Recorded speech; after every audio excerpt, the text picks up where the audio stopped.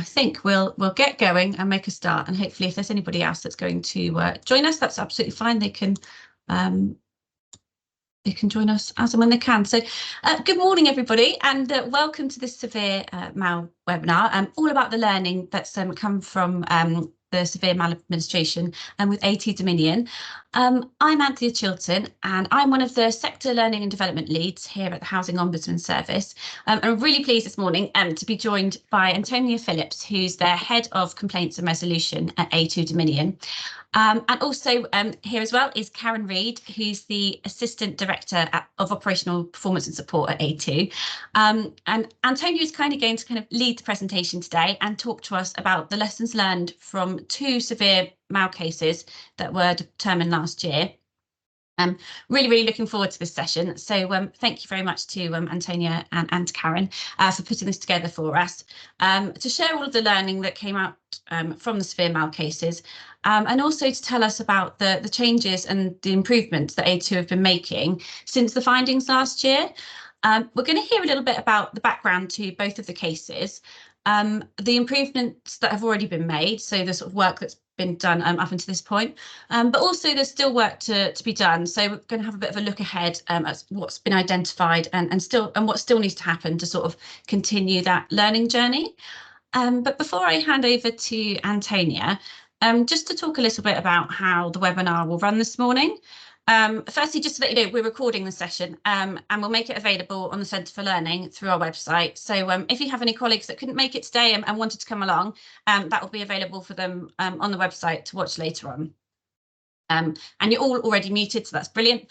This is the first severe mal webinar that we've run, but we're hoping to put on lots more sessions like this through the Centre for Learning. So we'll have some landlord forums, more severe mal webinars, insight webinars, special investigation ones too, and we'd really appreciate your feedback. So at the end of the session I will pop in a QR code and a link to a short evaluation form. It will only take a few minutes to complete, but if you could please fill it out, it'd be really good to hear from you and help us sort of shape future webinars, what works for you, what doesn't, and things like that. So if you could do that at the end, that'd be really good. Antonia is happy to take questions as we go, so please do, if you have questions, feel free to pop your hand up, and I'll kind of manage that. So I'll look, see if you've got your hand up, and I'll let Antonia know you have a question. But again, if I could ask you just to raise your hand if you do have a question, that would be really helpful. Then we know to come to you. And at the end as well, there'll be time for Q&A with Antonia and Karen. So it's up to you if you, feel free to pop your hand up as we go through, but happy to take questions at the end as well. But I think that's it from me for now. So thank you all very much to coming, and thank you to Antonia and to Karen as well. And I'll hand over to you, Antonia. Thanks, Anthea. Morning, everybody. So as Anthea said, my name is Antonia Phillips. I'm the head of complaints and resolution at A2Dominion. I've been with A2Dominion for about 16 years now. And up until this time last year, I was working in our neighbourhoods team. I moved over to the complaints team just as we sort of started this improvement journey. Karen is also with us this morning. As Anthea said, she's the Assistant Director of Operational Performance. Again, Karen's been with the organisation for a similar length of time in a role, a head of specialist housing role, and moved over to our Assistant Director of Operational Performance this year. So both of us in line with the improvement plans that we've got going ahead. So this morning I'm going to, we've been asked to speak to you about our journey following 2 severe maladministration determinations that we had last year. As Anthea said, we are very much still on our journey, so this is work in progress. If you've got any questions, as she said throughout, please pop your hand up and we'll try and ask them. Happy for this to be a very fluid conversation with everybody that's in the room this morning. So if we'll start with the first slide, please, Anthea. So just a little bit around the background of the 2 cases that sort of prompted us being asked to speak this morning. Both of the cases were in relation to significant roof repairs and where both properties had damp and mould. And the determinations that we received on both related to a lack of evidence that we had adequately considered the vulnerabilities and offered additional support, evidence of adequate record keeping of all communications with the customers and third-party contractors, and in relation to compensation on both cases, one considered too low, and one was considered that should have been reviewed following further delays. So that's just a little bit about the cases and sort of where we were at the start of the journey. Get you to move over to the next slide, please, Anthea. So following every determination that we receive, A2Dominion have been holding case reviews with all the service areas that are involved, senior management, including our CEO for all severe determinations. And at those, we're identifying actions that we're then tracking through until completion. We've also been conducting a wider review of all our stage 2 complaint cases over a 3-year period, and using those to help us inform where we need to make improvements and where we've identified some risks.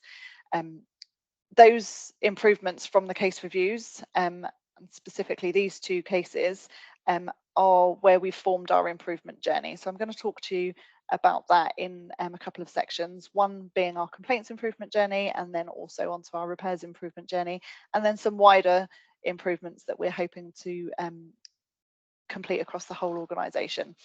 So initially, on our complaints journey, what we've identified and begun working on is some system improvements to really allow us to have complete case management in one place. A2Dominion historically had, I think, in excess of 60 systems, and every service area was using something different to sort of map out customer communication, and that sort of didn't lead to one picture of a customer's journey. So there's a little screenshot there on the left-hand side of the system that we've been developing. It's been a long process, but more recently some focus on our complaints area in that, and how our service areas sort of pull information from there to determine what risks they've got, what lessons they're learning, and part of that system improvement is also to link to our contractor systems, which we haven't had before. The other thing that we've done with the system is to provide some oversight dashboards to allow our senior management to monitor complaint performance in their area. This includes the tracking of promised actions and lessons learned to avoid repeat of the same issues. Something that historically has been tracked by each individual areas. Now we're able to map it in one place in line with the complaint case and really track through all the way to completion that customer's journey.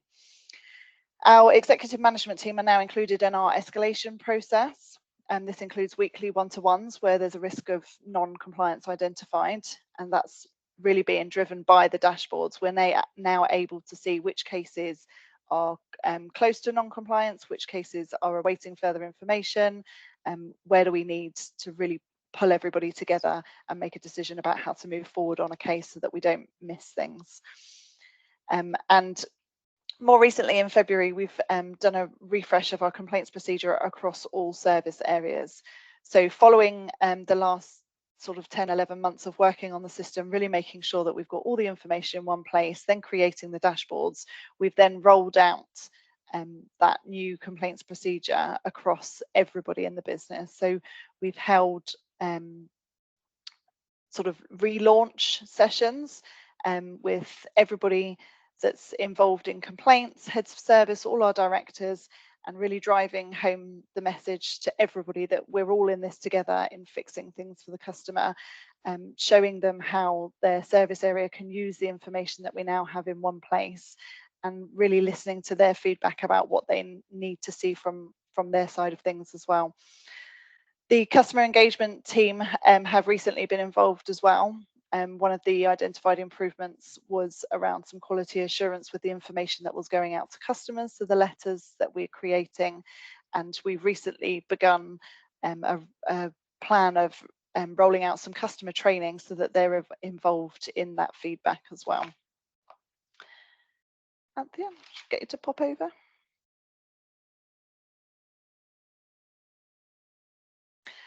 So our repairs improvement journey has also been around system improvements.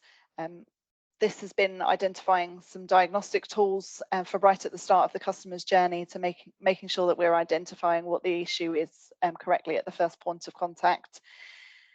Integrating platforms with our contractors system so that we can share and track works across contractors, and further providing more dashboards so that we can have some proactive management of repairs, i.e. missed appointments and chaser calls, and also allowing customers to track appointments, and more recently operative whereabouts. So really the morning of the appointment, they can log on, they can keep an eye on what time the operative will arrive at them, making sure that sort of missed appointments are really kept to an absolute minimum, where people have popped out and done the school run or away from home for a few moments. They can really keep an eye on when the operative will turn up. Another improvement that we identified as necessary was creating a service recovery team, and this was to really proactively work with our contact centre, picking up any potential complaint risks before they got to the complaint point. So identifying where customer calls back in, either for more information, that there was a missed appointment, or they're not sure when their appointment is, where there appears to be some uncertainty and that customer maybe needs some further support. That's where the service recovery team will now pick up those identified risks and engage with the customer and make sure that we're putting everything that should be in place as expected to avoid it escalating to a complaint. We've also recently begun a restructure of our JB complaints team to bring our colleagues back over to A2Dominion, and that's to create a really customer-centric response team that provides accountability, really working together to make sure that we're all on the same page in terms of the customer's journey. Next slide, Anthea, please. And some further areas that we've identified that sort of sit across the whole organisation are around improving training on our prioritisation policy, and really making sure that that is implemented across all service areas, including subcontractors who are out on the front line working with our customers, making sure that they have the same priorities, making sure that the information that they're getting when they're out visiting customers' homes passes back to us, that we really understand residents' vulnerabilities in that moment. So not necessarily what's recorded on the system, but in that moment, their life may have taken a slightly different turn, and they might be needing some more support and engagement from us than they would usually. So making sure that that is all taken into account when we're working with a customer, and also then taking an assurance review that the initial diagnostics of understanding a customer's priority needs is happening correctly right at the front end, and that we do identify that support and then apply it where necessary. Oh, I don't know if was that a question today? No. The other thing that we've been working on that I've touched on briefly is moving A2Dominion to one system across the business. So we've had quite a long project working on moving everybody over to a system called Dynamics, so that we can map out all customer contact and make sure that every part of the business can see everything in relation to that customer, that we have one version of the truth and that all customer contact is recorded there, so that there isn't any overlap, that there's not one part of the business that's speaking with the customer and we're not aware of it over in the complaints team, for example. And then really monitoring customer surveys to continue to listen and respond to our customer feedback. We've also introduced some more recent surveys, including the ones that you can see on the right hand side. They're coming from text messages that are going out immediately following a customer's appointment, so we can really pick up almost instantly if somebody's unhappy or something hasn't quite gone to plan at an appointment. And again, making sure that our service recovery colleagues can pick those up, engage with the customer, understand the issue, and hopefully avoid it becoming a complaint further down the line. I think I've rattled through that at speed. So if anybody's got any questions or anything that they'd like to discuss following on from that. Thank you very much, Antonia. I have some questions for you, but actually I can see that Louise has got her hand up. So I don't know if Louise, would you like to come in with your question? Hi Antonia, my name's Louise Bell. I'm a complaints manager for Home Group, and I was just wondering what your operational model looks like. Do you have a centralised complaints team, or are they all out in the field, or and the same with the contractor setup as well, whether it's in-house or whether you contract out? No, that's fine. So we do have a centralised complaints team, but we also have what we call complaint champions across the business. So when a complaint comes in, it's sort of initially dealt with by our centralised complaints team, and then we would seek out the complaint champion for additional information from the service area if we needed that support. In terms of our repairs, we currently have a joint venture contract set up. So a company called Pyramids was created between us and a contractor, and we're just sort of, Karen might come in and give some more information on that, because we're just sort of remapping what that looks like currently in terms of our repairs colleagues out in the field, but also the ones who sort of would usually manage our complaints when it's repair related. Yeah, no, I don't really have much more to add to that, Antonio. I think you covered it perfectly. So yeah, so our joint venture partner is Mears, and the joint venture Pyramid, it's 70% owned by A2Dominion, 30% owned by Mears. So there's a real joint interest there in terms of putting things right first time for our customers. But we are also working with them on a number of improvements to make sure that other contractors working on our behalf are working in the same way through that contract. Fantastic. Thank you both very much. I can see there Annabelle in the chat has said, what housing management system do you use at A2? So currently we are in the, as I say, the process of moving everybody over to one system. Yeah. Historically, our housing management has been using Universal Housing and Contact Manager, and we are in the process of in a phased approach. So we've done 2 of 3 phases so far of moving everybody onto Dynamics. That's brilliant. Thank you very much. Thanks, Antonia. I have a question for you, actually. So I thought it was really interesting to when you first spoke, your point there about kind of embedding that sort of complaints improvement plan with your staff. And I just wondered, how long did it take to kind of get that plan embedded within the staff? Because I know you said that you were putting staff through, all staff through the training. And I just wondered how long that kind of took to embed, and did it work how you expected it to? Okay, that's great. So it is still very much a work in progress. As I say, the journey began really sort of this time last year, but in designing the system, working with service areas, establishing what was needed. You know, even though complaints was in phase 1 and 2 of Dynamics, you know, that things have moved on since then. So what other system improvements were needed? And then the relaunch across the organisation in terms of culture and really embedding a new process sort of happens this year. So late January, early February, we began talking to all service areas.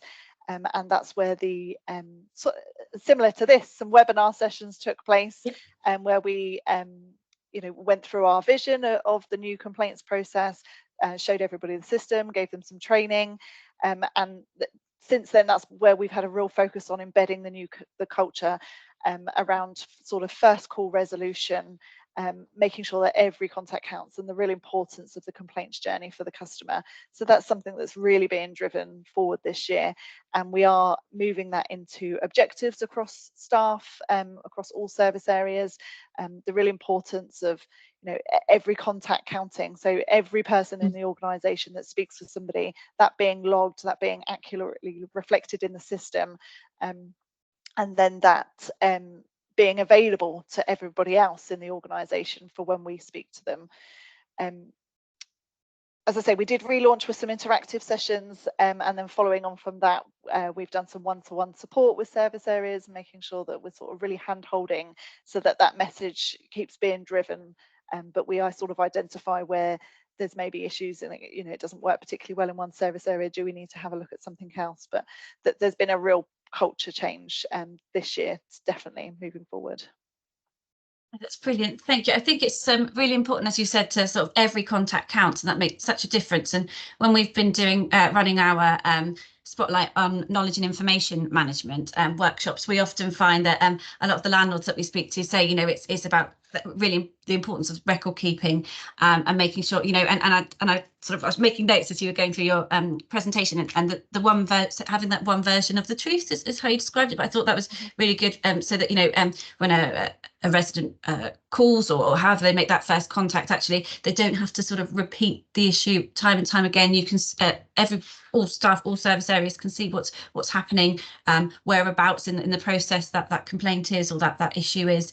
So yeah, no, I think that sounds really good. And that's the really important part of the customer's journey, is that they feel like that we understand them. They feel like we know what their expectations are, that they're not having to repeat themselves over and over because they speak to somebody different on the phone, or somebody different comes out to visit. That we all have the same information, and we're treating them like human beings, that we're there with them, working through them, as opposed to the sort of us and them relationship that historically some housing associations have.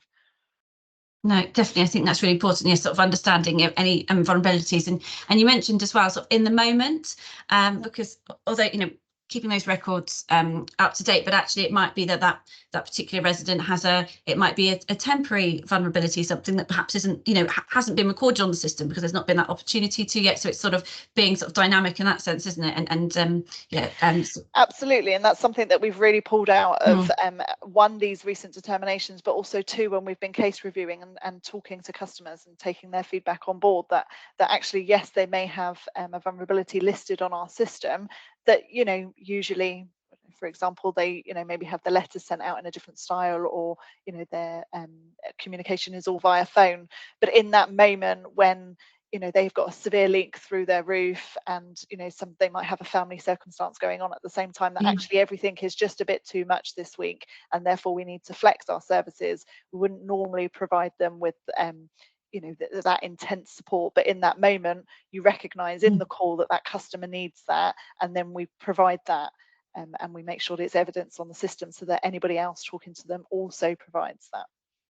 Yeah, no, that's really good. Yes, so it's not just a sort of it's not sort of on its own. It's not in a silo. Everybody else in the business can sort of see what's going on there in that circumstance. Yeah, that's really good, and it feeds in really nicely to our most recent spotlight report that we've published on attitudes, rights and respect, the relationship of equals, and all about sort of communicating with residents and understanding their vulnerabilities. And so yeah, that sounds really good.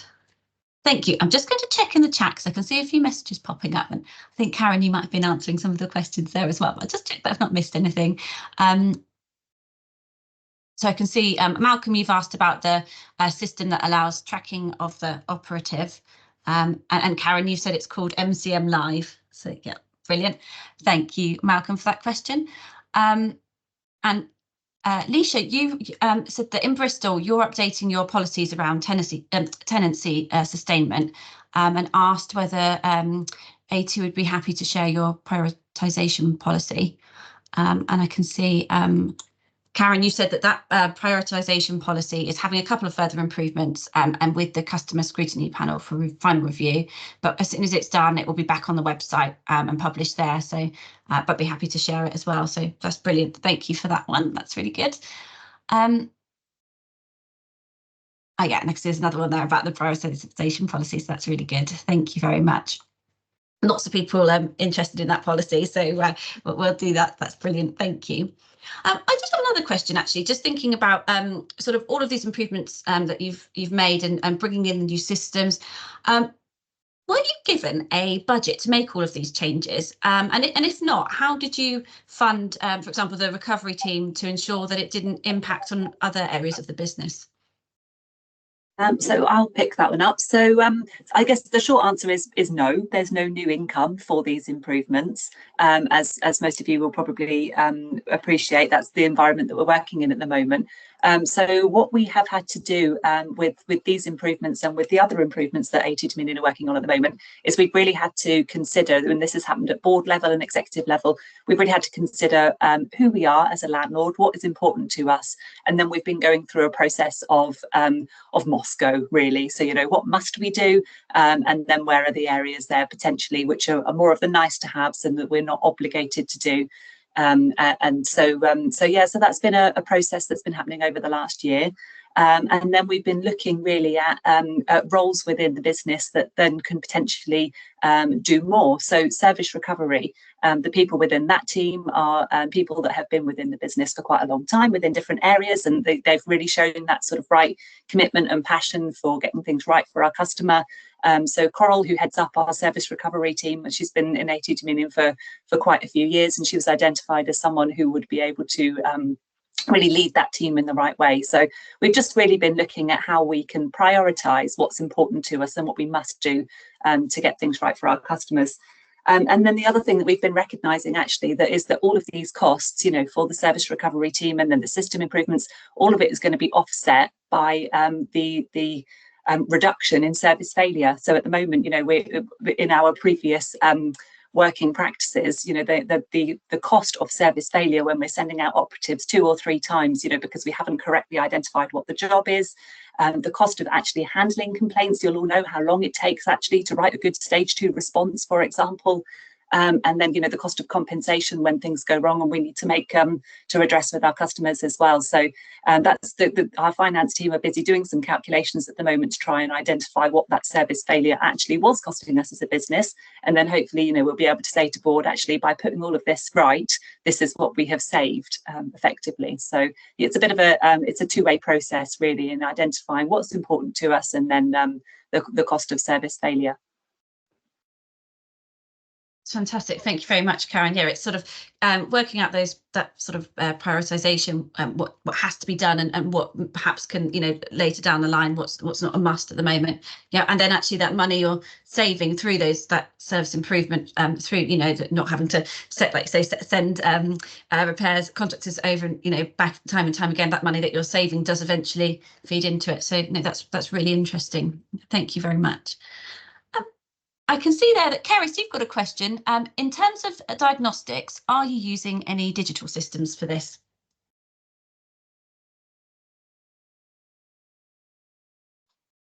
Can I just check, are we talking in terms of repairs diagnostics?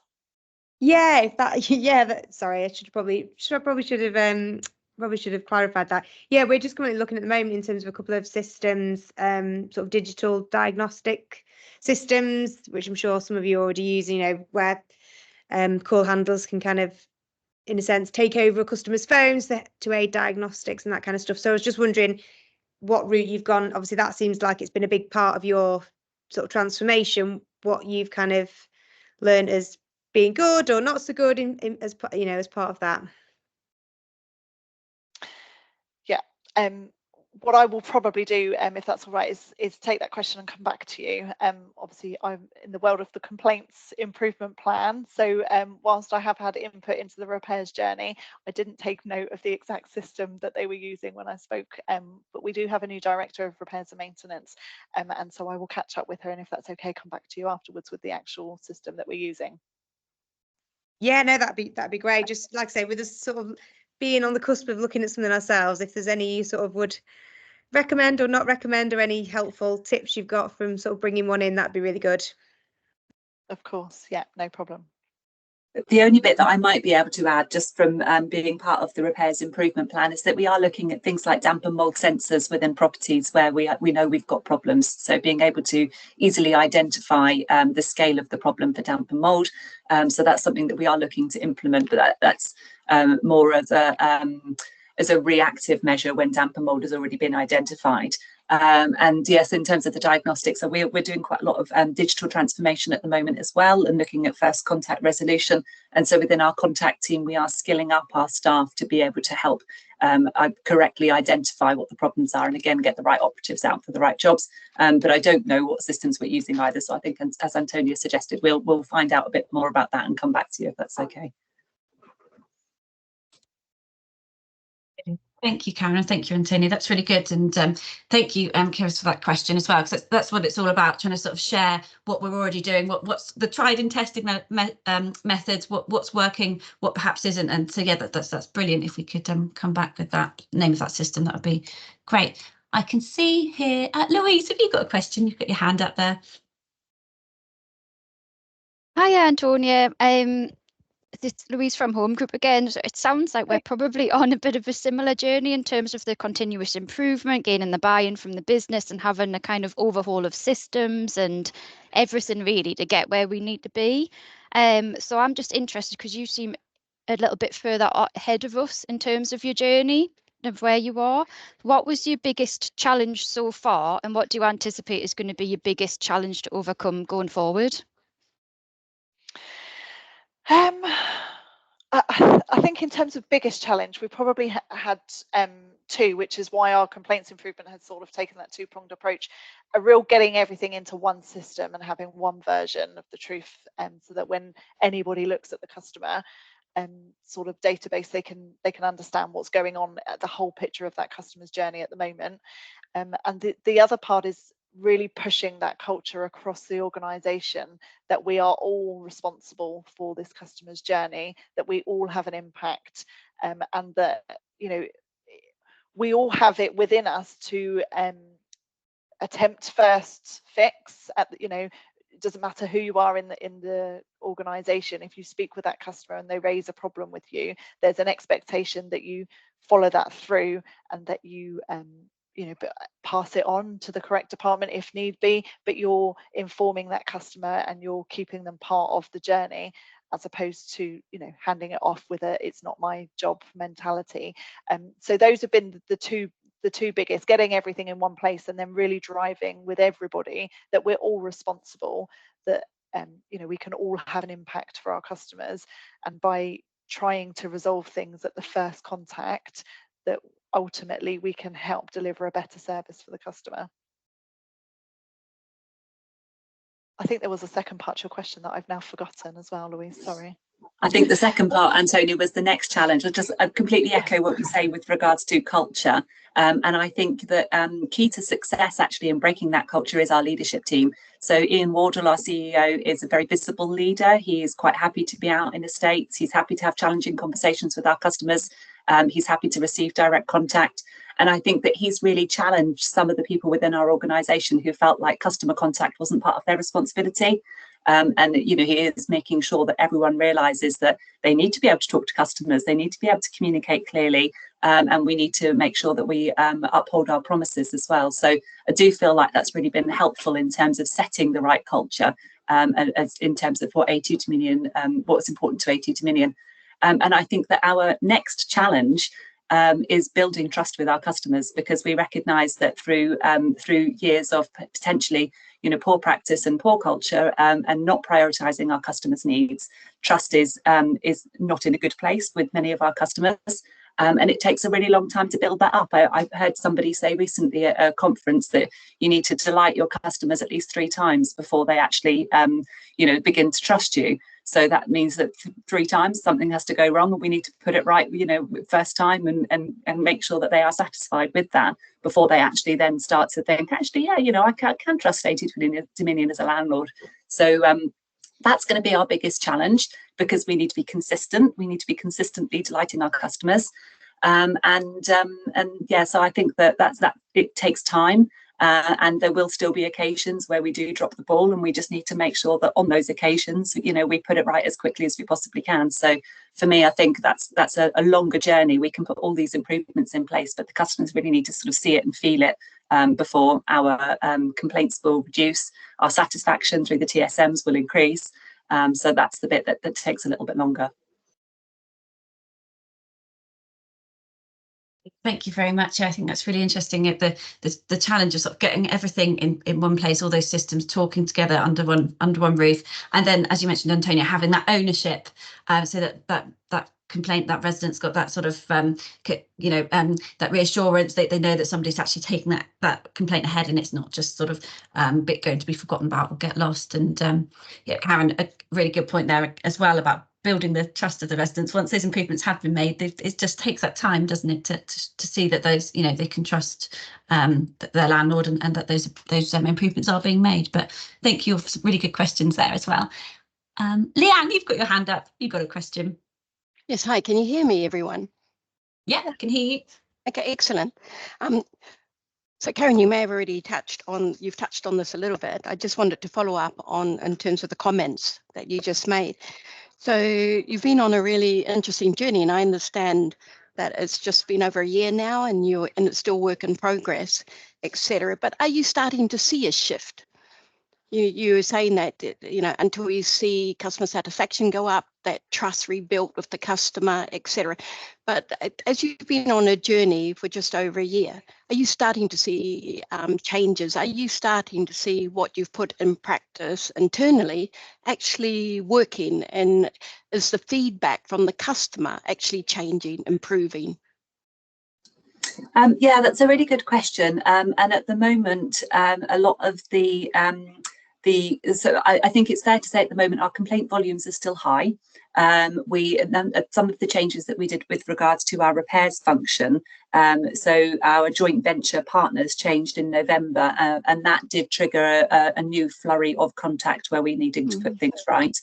I think that the biggest shift we're seeing at the moment is internally with our colleagues, in terms of people working together. So because our complaint volumes are quite high at the moment, we've had everybody in days where we've had colleagues working together within offices alongside each other. So we've had the complaints team working alongside the repairs team or environmental services colleagues, where they can really, you know, sort of just turn your chair and talk to each other and say, well, you know, how can we resolve this, and what's the promise date on this, so that we can get things right. So I think that's our biggest improvement.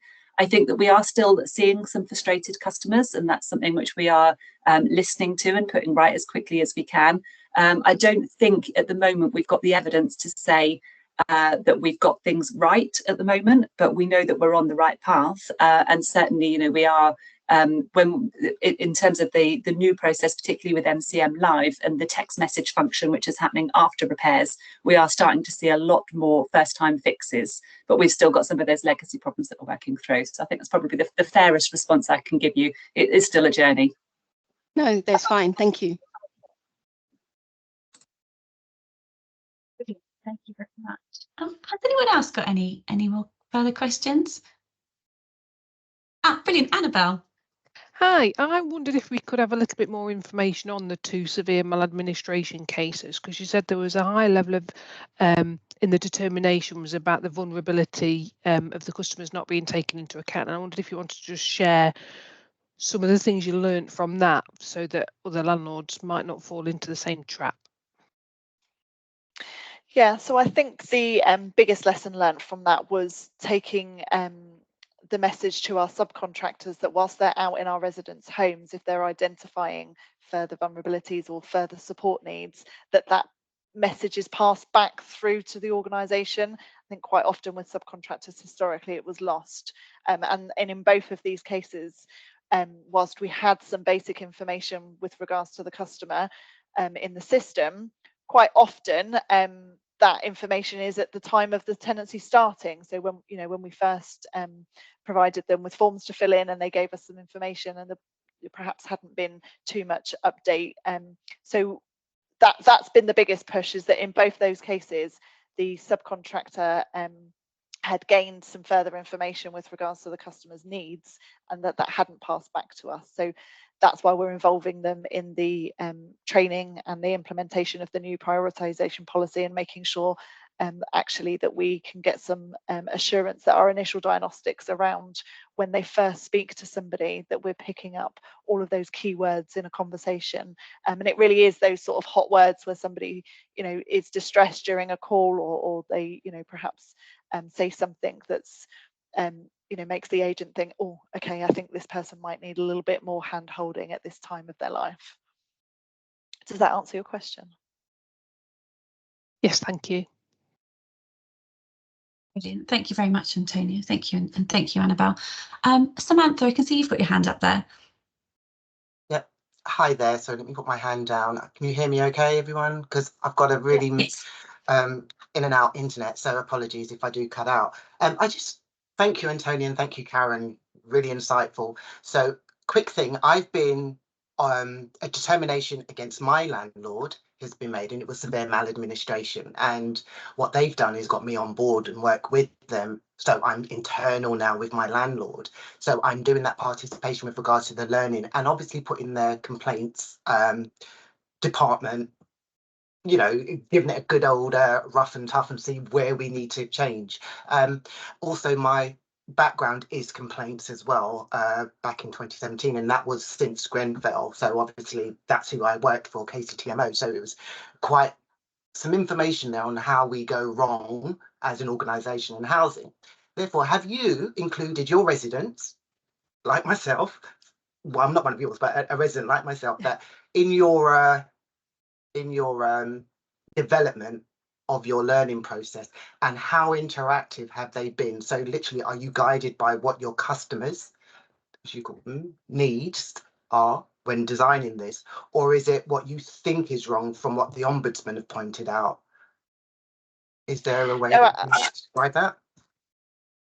Sorry, I was going to start and then Karen dipped in. Yeah, I am quite happy to start, Antonio, and then you can pick up if there's anything else. Thanks, Samantha. That's really good feedback. And yes, so the start of our improvement plan started with what the Ombudsman advice and what we knew we needed to do. However, along the way, then we've been beginning to involve our customers. So our customer service committee oversees the delivery of our improvement plan. So within the Customer Service Committee, we have residents and non-exec members and experts within the industry. So they are overseeing the plan. They see a quarterly update on our progress, and they've really been holding us to account in terms of the delivery of the plan. Alongside that, we have got customer scrutiny groups. So I mentioned that one of our customer scrutiny groups is doing a check of some recent changes to our prioritisation policy. Customer scrutiny groups includes 12 of our customers. And also a member of our customer service committee to oversee that group. And we have a dedicated scrutiny group. We've got three. We've got one that looks at digital customer offer. We've got one that looks at customer affordability, and then our third one looks at customer offer. And it's the customer offer one which is overseeing our complaints improvement plan.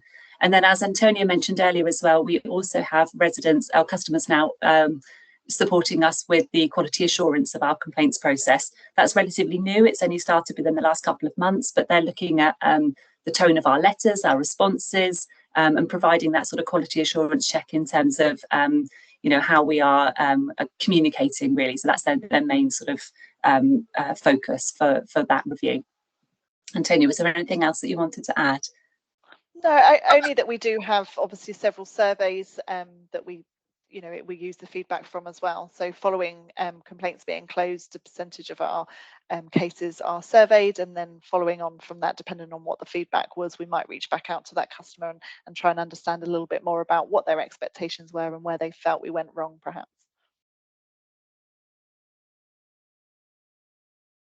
Thank you very much. That's really interesting as well. So once you've sent out that survey and had that response, that's not always the sort of final contact to keep kind of, you might go back again to find out a bit more. That's really interesting. Thank you, Karen, and thank you, Antonia. I can see there we've got another question in the chat from Andrea. So Andrea, you said, as part of the service recovery, do you look at particular trigger points? For example, a number of repairs reported higher than average, or missed appointments? Yeah, absolutely. So we've initially tasked our service recovery team with working at 3, and I'm racking my brains for which 3 they are, but one of them is definitely the customer calling back in, so chasing their repair. Either they don't understand when they're expecting to see somebody, or they call in and ask, when's my appointment, those sorts of questions.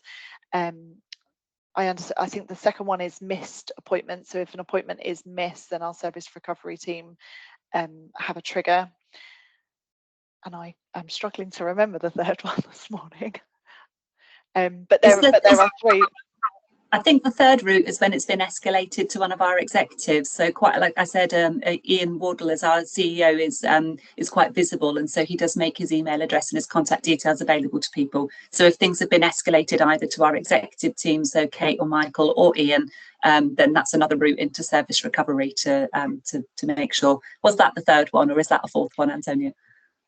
No, I think that's it, Karen. Thank you. That was the third. Yeah. Lovely.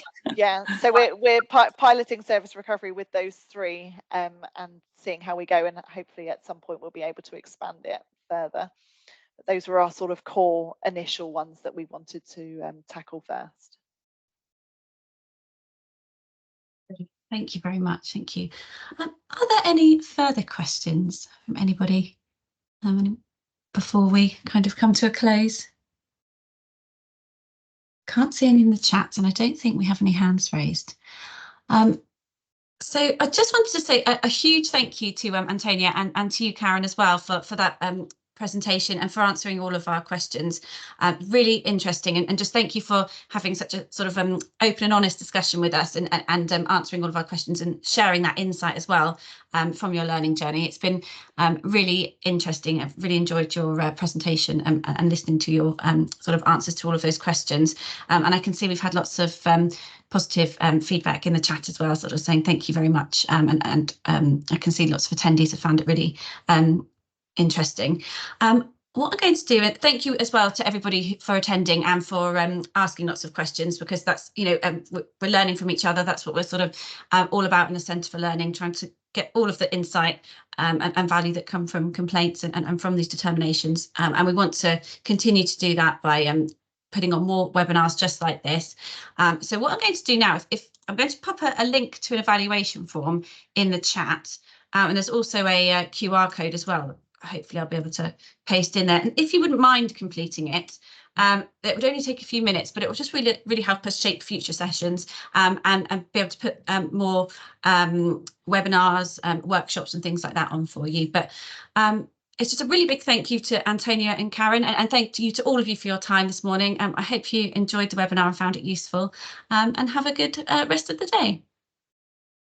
Thanks, everyone. Thanks for having us. Bye. Thank you. Thank Bye. you. Oh, Victoria, you've got your hand up there.